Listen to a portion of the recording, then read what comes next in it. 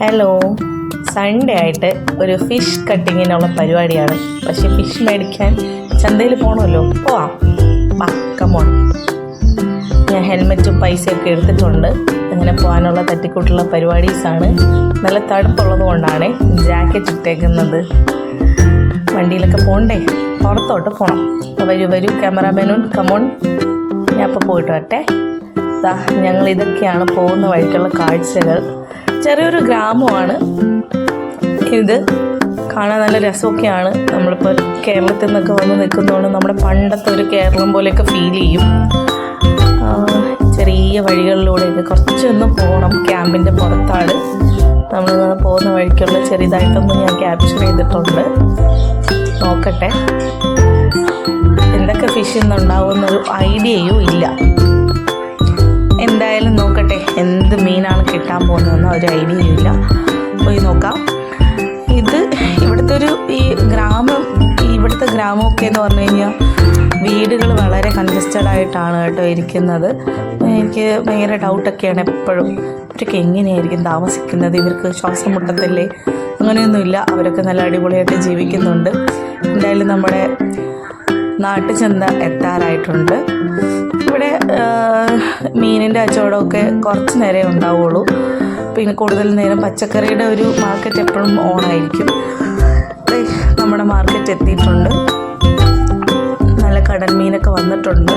ഞാൻ നോക്കട്ടെ എന്തൊക്കെയാണെന്ന് സ്പെഷ്യൽ എന്നുള്ളത്. പിന്നെ ഇവിടെ കുറേ നാടൻ സാധനങ്ങളൊക്കെ കിട്ടും കേട്ടോ. ഈ വീട്ടിൽ നിന്നൊക്കെ ഉള്ള സാധനങ്ങൾ അമ്മച്ചിമാർ കൊണ്ടുവന്നിട്ട് വിൽക്കുന്നുണ്ട്. ഞാൻ അത്യാവശ്യപ്പെട്ട കുറച്ച് സാധനങ്ങളൊക്കെ മേടിച്ച് തിരിച്ച് വരികയാണ്. പക്ഷെ ഞാൻ മീൻ കണ്ടതിൻ്റെ ആക്രാന്തത്തിൽ അതൊക്കെ എടുക്കാനങ്ങ് വിട്ടുപോയി.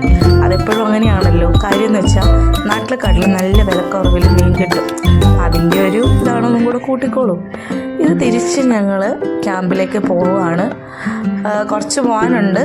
ഇതൊക്കെ നമ്മുടെ ഇവിടുത്തെ ചെറിയ കാഴ്ചകളാണ്.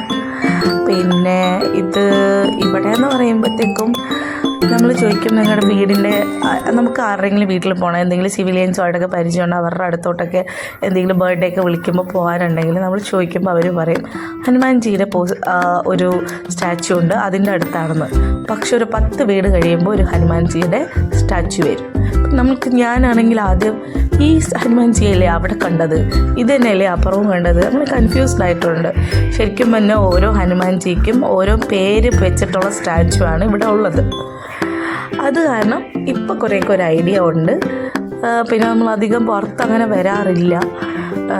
ചില ടൈമിലൊക്കെ ഇവിടെ വന്നിട്ട് ഒത്തിരിയായി, അതുകൊണ്ടാണ് ഞാനിങ്ങനെ വീഡിയോ എടുത്തത്. നോക്കട്ടെ നമ്മുടെ ക്യാമ്പ് എത്തുന്നതിന് മുന്നേ എന്തൊക്കെ വെറൈറ്റി ആയിട്ടുള്ള സീൻസ് ഉണ്ടോയെന്ന് ചോദിച്ചാൽ അങ്ങനെയൊന്നും ഇല്ല കേട്ടോ. വെറുതെ കണ്ടുകൊണ്ടിരിക്കാം. പഴയൊരു ഗ്രാമം മോഡലാണ്. നമുക്ക് നാട്ടിലുള്ളവർക്ക് ചിലപ്പോൾ ഇഷ്ടമാവും.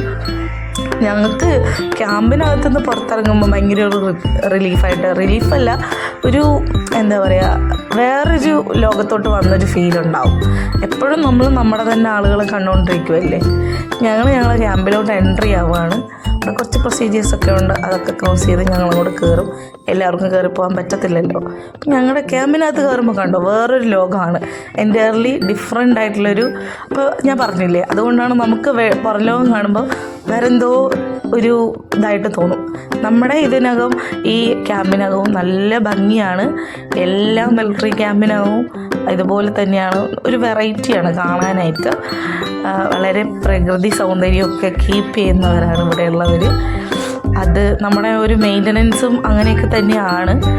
ഞങ്ങളിങ്ങനെ പൊയ്ക്കൊണ്ടിരിക്കുവാണ്. എമ്മച്ചൊക്കെ ക്രോസ് ചെയ്ത് അങ്ങനെ പൊയ്ക്കൊണ്ടിരിക്കുവാണ്. ഇതൊരു ചൗക്കാണ്. ചൗക്ക് മീൻസ് റൗണ്ട്സിനെയാണ് പറയുന്നത്. നമ്മളിങ്ങനെ പോവുകയാണ് കേട്ടോ. ഇതൊക്കെ ഞങ്ങളുടെ ഇവിടുത്തെ ഒരു ഏരിയാസ്. ക്യാമ്പിനകം ഫുള്ളൊന്നും നമുക്ക് എടുക്കാൻ പറ്റത്തില്ല. ജസ്റ്റ് നമ്മൾ എപ്പോഴും ട്രാവൽ ചെയ്യുന്ന ഒരു വഴി, അത്രയേ ഉള്ളൂ. അതിന് ചുറ്റുമുള്ള കാഴ്ചകൾ.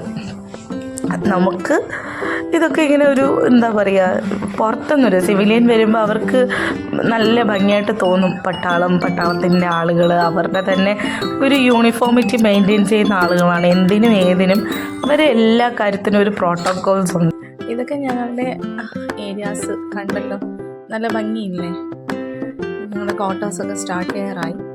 ഇവിടെ അടുത്ത് തന്നെയാണ് കേട്ടോ ക്വാർട്ടർ. ഇപ്പോൾ പോകുന്ന വഴിക്ക് കാണാം. ഇത് ഞങ്ങളുടെ കുറേ ആക്ടിവിറ്റീസ് ഏരിയാസാണ്. ഇവിടെയൊക്കെ കുറേ കാര്യങ്ങളൊക്കെ ഉണ്ട്. എപ്പോഴും കുറേ ഭംഗിയുള്ള സ്റ്റാച്യൂസും കാര്യങ്ങളൊക്കെ നമുക്ക് ഈ ആർമി ക്യാമ്പിനുള്ളിൽ കാണാൻ പറ്റും. ഞാൻ നേരത്തെ ഒരു ചൗക്ക് കാണിച്ചു തന്നില്ല, അതുപോലെ തന്നെ ഒരു ചൗക്കാണ്, സർക്കിളാണിത്. ഇതിൻ്റെ ഇവിടെ നിന്ന് നമ്മൾ പിന്നെ നമ്മുടെ ക്വാർട്ടേഴ്സും കാര്യങ്ങളൊക്കെയാണ്. ഞാൻ നേരത്തെ താമസിച്ചിരുന്ന ക്വാർട്ടേഴ്സാണ് കേട്ടോ ഇവിടെ. ഇപ്പം ഞാൻ കുറച്ച് മാറിയിട്ട് വേറൊരു സൈഡിലോട്ടായിട്ടുണ്ട്. ഇവിടെ നിന്ന് ഞങ്ങൾ ഈ കാണുന്നതൊക്കെ ഫുള്ള് നമ്മുടെ ക്വാർട്ടേഴ്സാണ്, ആർമി ക്വാർട്ടേഴ്സാണ്. എല്ലാം നല്ല രസമാണ്. ഇവിടെ ഒത്തിരി എല്ലാ സ്റ്റേറ്റിൻ്റെയും ആളുകളുള്ളത് കാരണം എല്ലാവരുടെയും കൾച്ചറും അവരുടെ വിശേഷങ്ങളും കാര്യങ്ങളൊക്കെ നമുക്കറിയാൻ പറ്റും. എല്ലാവരും ഒരു യൂണിറ്റി ആയിട്ട് പോകുന്ന ഒരു സ്ഥലം. എൻ്റെ ക്വാർട്ടർ എത്തി. നീ ചെന്നിട്ട് മീൻ വെട്ടണമല്ലോ. ഇതാണ് കേട്ടോ എൻ്റെ ക്വാർട്ടർ. ഞാൻ നേരത്തെ സ്റ്റാറൊക്കെ ഇട്ടിട്ടുണ്ട്.